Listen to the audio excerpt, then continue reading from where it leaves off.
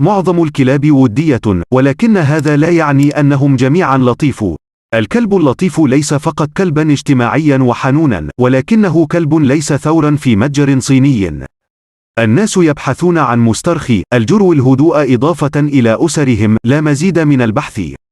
إذا كنت تتساءل عن معنى الهدوء في الكلب، فقد سهلنا عليك فهمه من خلال صياغة قائمة تضم 25 سلالة من الكلاب الهادئة. اليوم في هذا الفيديو سوف نناقش 7 سلالات الكلاب التي هي معروفة لروحهم لطيف. رقم 1: المسترد الذهبي. مفضل آخر لجميع الأمريكيين، المسترد الذهبي يرقى إلى مكانته ككلب عائلي كبير.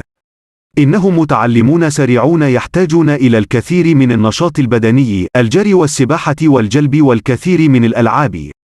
في المقابل، وسوف تعطيك الرفقة بهيجة مع الكثير من سخافة القيت لحسن التدبير.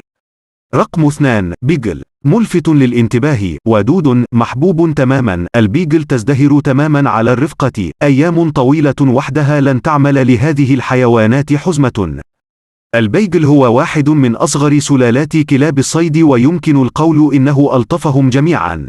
رقم 3: كلب. القلطي هي الكلب مخصص في نهاية المطاف. تأتي ب3 أحجام قياسية، صغيرة، ولعبة، و3 ألوان: أسود، أبيض، ومشمش. في حين أن البعض يعتقد خطأ أنهم كلاب مغرور، تحت هذا معطف هيبوريجينيك رقيق هو برينياك الموالية ولدت للنشاط. رقم 4: كلب الدرواسي. على الرغم من حجمه، فإن كلب الدرواسي كلب لطيف للغاية. تم تربيتها في الأصل كصيادين وأوصياء، واليوم يتم العثور عليها في الغالب الاسترخاء على الأرائك والاستمتاع بالمشي مع أصحابها، فهي كبيرة وفرد، ولكن الكلاب كسول نسبيا، وفعلا جعل خيار كبير لأولئك الذين يعيشون في الشقق بسبب طبيعتها سهلة الانقياد. رقم 5: فارس الملك تشارلز الذليل. فارس الملك تشارلز الذليل هو سلالة الذليل الصغيرة التي كان هدفها الوحيد أن يكون رفيق المحبة. العديد من السلالات لها تاريخ مثير للاهتمام، ولكن تم تربية الفارس ليكون كلبا صغيرا خلال تطوره بالكامل. إنهم كلاب حلوة جدا يستمتعون بقضاء الوقت مع عائلاتهم، ويتطلبون القليل من التمارين، ولكنهم يحافظون على شخصية مرحة. رقم 6: بلدغ. كان البلدغ يستخدم في الأصل للدم والرياضة، ولكن منذ فترة طويلة عاشت أكثر من تاريخها القبيح. بدلا من ذلك، أصبحت السلالة حيوانا مصاحبا، ولا تزال خيارا ممتازا لأولئك الذين يبحثون عن كلب لطيف اليوم.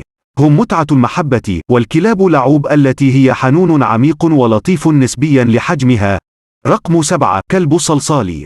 الصلصال هو سلالة صينية، ولدت أيضا لمجرد أن يكون الصحابة للعائلات المالكة الصينية، وهي معروفة لمظهرهم رائعتين والمزاجات مهرج. الصلصال هي الاجتماعية، حنون ومتعة المحبة، ودائما على استعداد لعبة جديدة. ومع ذلك، فإنها تجعل الكلاب ممتازة ولطيف بما فيه الكفاية لجعل الصحابة كبيرة للأطفال.